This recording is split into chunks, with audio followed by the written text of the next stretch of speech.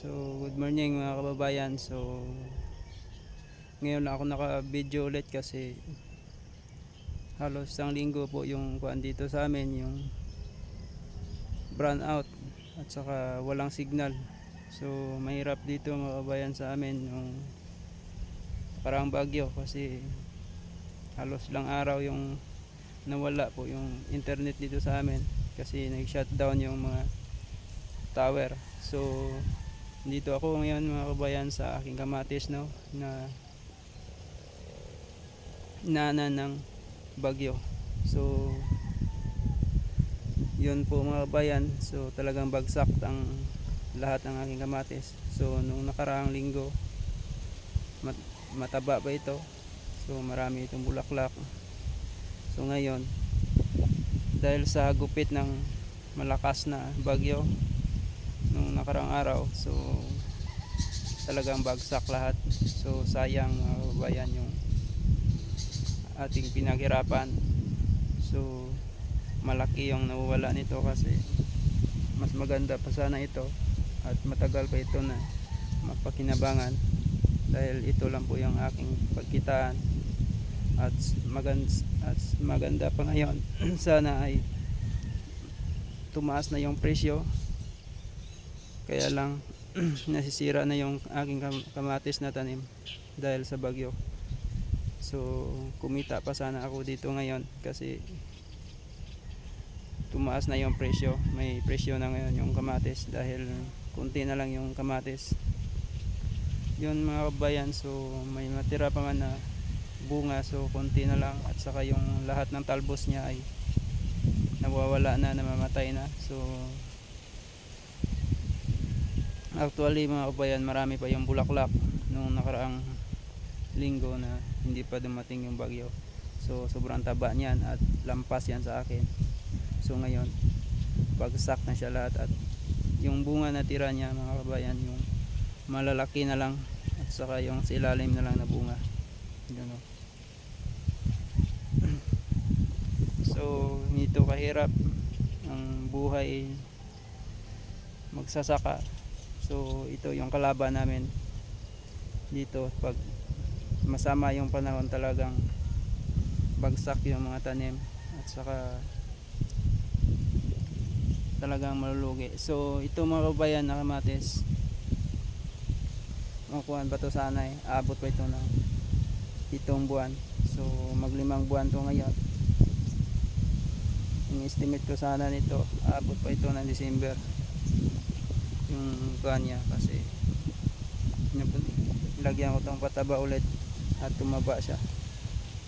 So, sayang mga kabayan. So, tingnan natin yung ibang portion niya kung may ma-harvest pa tayo sa ngayong Biyernes.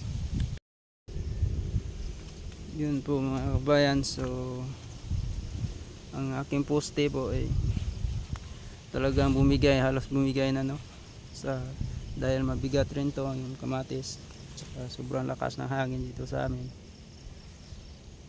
So, may bunga pa man na pakunti-kunti yung natira.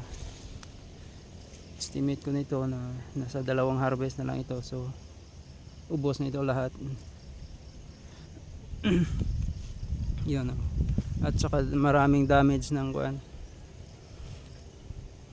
Yung bunga niya maraming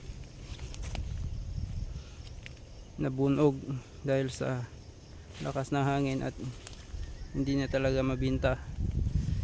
Punta na lang siya sa reject, no?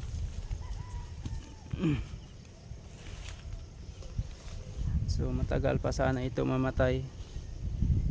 So, sobrang sayang talaga mga kabayan dahil mahal ang kamatis ngayon at marami pa sana itong mabunga kasi ang daming bulaklak dito nung hindi pa dumating yung bagyo. So, matagal-tagal na ito mga kabayan ang aking kamatis. So, ang aking binta dito, so nasa ako na, so 5 buwan na ngayon yung buhay nito. Yung harvest ko nasa 3 buwan na ako nag-harvest dito.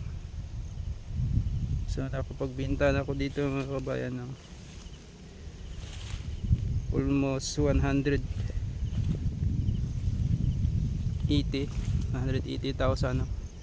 Ang gross po natin na nakita dito sa aking kamatis 180, kasi yung nakaraan nung unang harvest nito may magandang presyo pa, at saka sa kalaunan yung kunti ng bunga niya bumaba na rin yung presyo, at ngayon lang bumalik ang magandang presyo.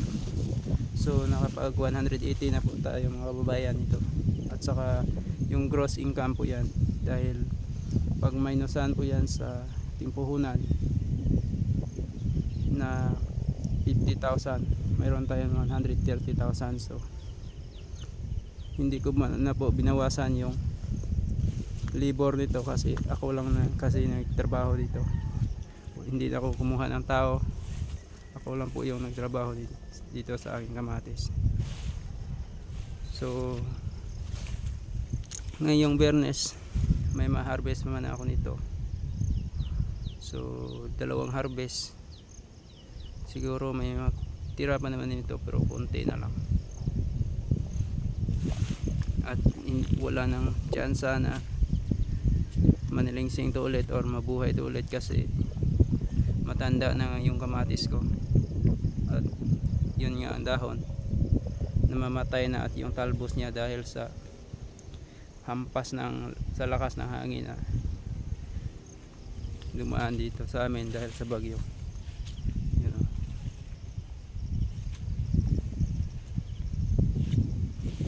So may bunga pa siya pa konti-konti, yun o, may uod pa yung ibaw. Ito po ay balda ng hangin, yun po mga bayan. Yun, talagang bugbog siya yung bunga. Ang iba nito, katulad nito mga bayan, nilaglag ko na para konti na lang yung matira na malalata, mabubulok diyan, kasi mabubulok lang diyan eh. You know, ito na lang po yung ganito na lang po yung mapakinabangan pag yan ay lumaki. So masukal na mga kabayan yung aking kamatis, gawa ng matagal na nga ito.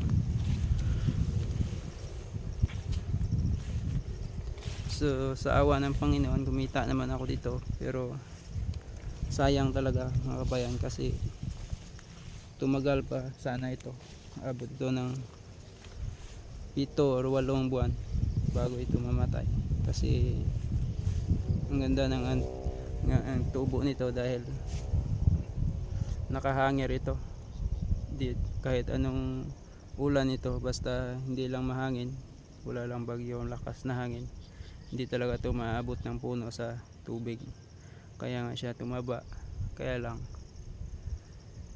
sobrang lakas ng bagyo, gawa ng dito talaga sa amin yung puntarya ng bagyo.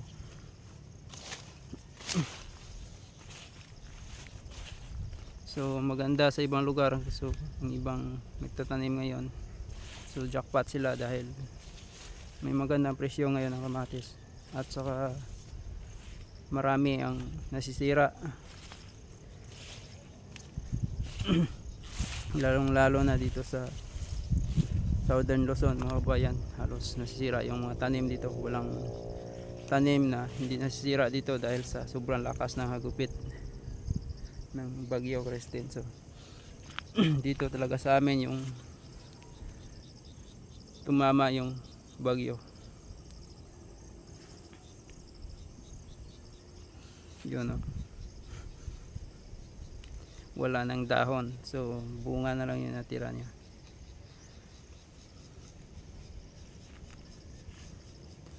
So hanggang dito na lang tayo mga kabayan. Salamat sa lahat ng aking mga tagapagsubaybay sa aking video, at salamat sa lahat na subscribe and God bless you, love you all.